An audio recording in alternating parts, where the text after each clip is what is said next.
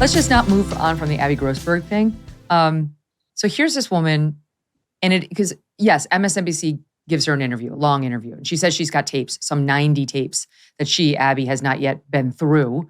But she admits she doesn't think there's anything on there that led to Tucker's termination. That's what she told Nicole Wallace, though she surmises maybe her lawsuit had something to do with it.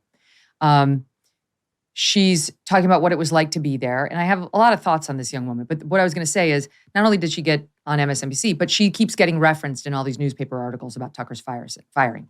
You know, he called Sidney Powell the C word. He may have called this Fox executive, unnamed, the C word. And now this girl comes forward to say hostile environment in his workplace pod. Here's a little bit of this Abby Grossberg on with Nicole Wallace. I was hoping that it would be more professional, and what he was portraying on air was just a show. And unfortunately, that wasn't the case. So when do you realize that? Immediately. I show up first day of work, and I know that this is a popular one. It's been widely publicized. There are literally pictures like this big of Nancy Pelosi in a bathing suit in Europe, plastered all over. There was even one on my computer screen for the temporary computer I had to use, and I had to take it down just to work. Within a few days there, I was called into Justin Wells' office with Alex McCaskill, who was a senior producer as well, and asked if Maria was having an affair with Kevin McCarthy. It was just, I was shocked. I couldn't even believe it. I was floored. Well, that might be relevant information for a company to know, whether one of its main stars is actually having an affair with the possible next Speaker of the House. So I'm not sure in what context that came up, but here's one of the things I wanted to ask you about, Noah. So I have a lot of mixed feelings about Abby Grossberg. I think she's too thin-skinned to work in news. It's a rough and tumble business. We don't speak the Queen's English, and if you can't take some inappropriate barbs here and there, you're not going to last very long in it. However, I'm not going to lie. I was moved by her talking about how she was ruined by her experience in news and at Fox, and how it made her wind up hating news. She said she eventually had moral growth and stopped watching news because she became so depressed and disillusioned with it. Then there was a stomach-turning ending where Nicole Wallace asked, "Do you watch Us now?" And Abby responded, "I do." Okay, that's not the solution to your problems. But it does speak to what I'm trying to get to in this segment, which is news is uniquely disgusting.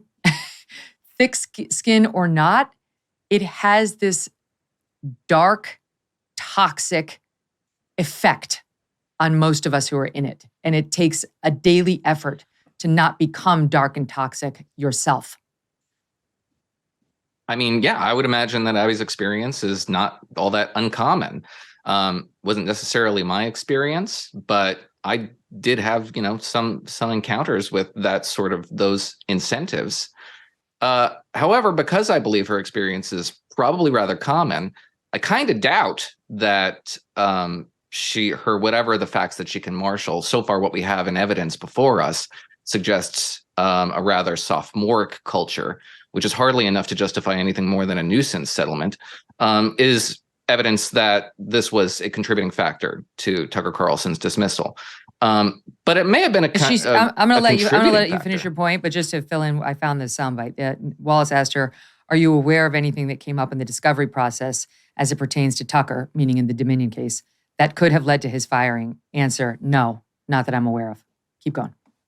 Yeah, well, I'm not entirely sure that it's something that's easily dismissed, just because if the alternative is not fiduciary but editorial, then the evidentiary burden on us to prove that is far higher. We have plenty of evidence to suggest that fiduciary obligations or costly settlements will cost you the 8 p.m. slot. It happened to the last guy. I mean, that is Maria still there? Razor. And if why is Maria still there? That's a good question. But Lou Dobbs ain't there anymore. And right. Bill O'Reilly isn't there anymore because of a costly settlement. Oh my God, that's not true. That's not true. O'Reilly paid $69 million in sexual harassment settlements, and they continued employing him and gave him $25 million a year, Noah. O'Reilly was let go because the press got a hold of the story.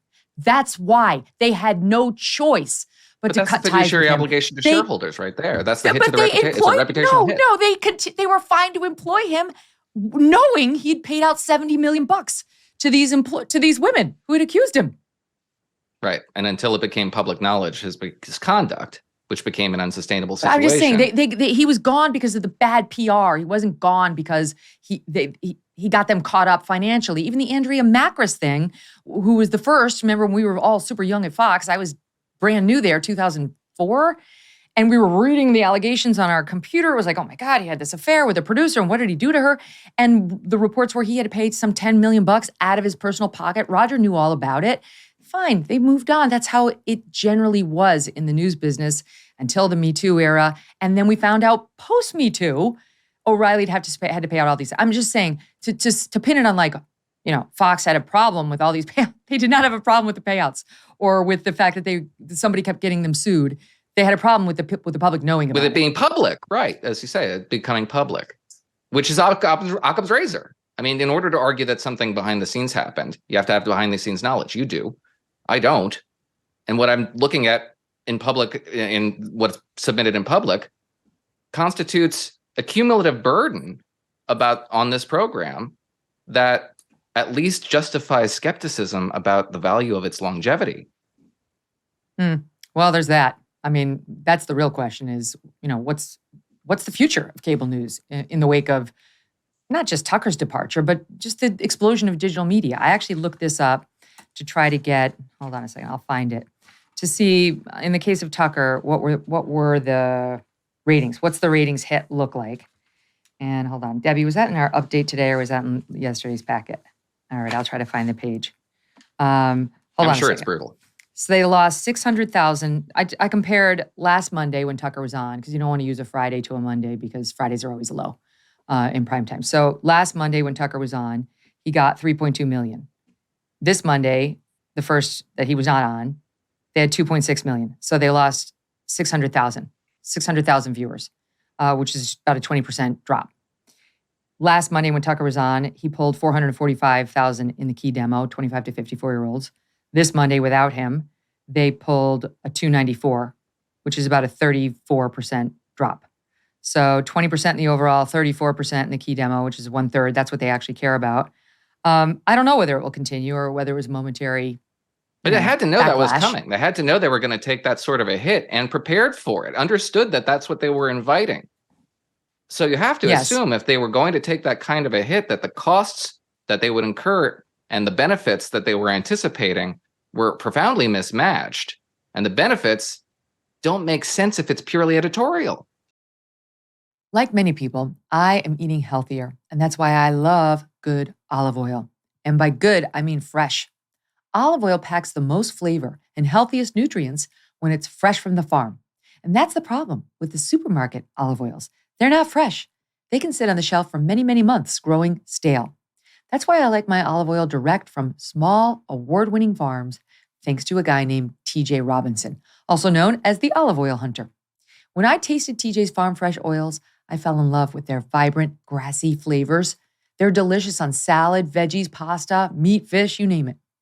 As an intro to his fresh pressed olive oil club, TJ's willing to send you a full-size $39 bottle of one of the world's finest artisanal olive oils for just $1 to help him cover shipping. Best of all, there is never a commitment to buy anything, and you can cancel your membership at any time.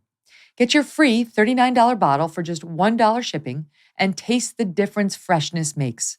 Go to harvestfreshnow.com, harvestfreshnow.com for a free bottle and pay just $1 in shipping.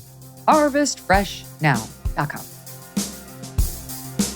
Hey, thanks so much for watching. If you like what you just saw, hit the subscribe button for more clips and full episodes.